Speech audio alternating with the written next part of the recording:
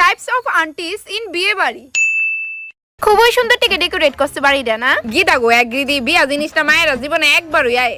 আমার কাছে তো সিম্পলই লাগতেছে, আর একটু বড় করে দিতে পারতো, আর না হইলে দরকার পড়লে লুন্ন এলাই তো 4-5 কোটি ঘি গোমু একগৃদি ওই না জিনিসটি দাও না জুবা আল্লাহ কার ইডি ডিজাইন দেখে আসি উঠতেছে, মনে হয় খুবই কম দামি না, দেখকে বোঝা যাইতাছে।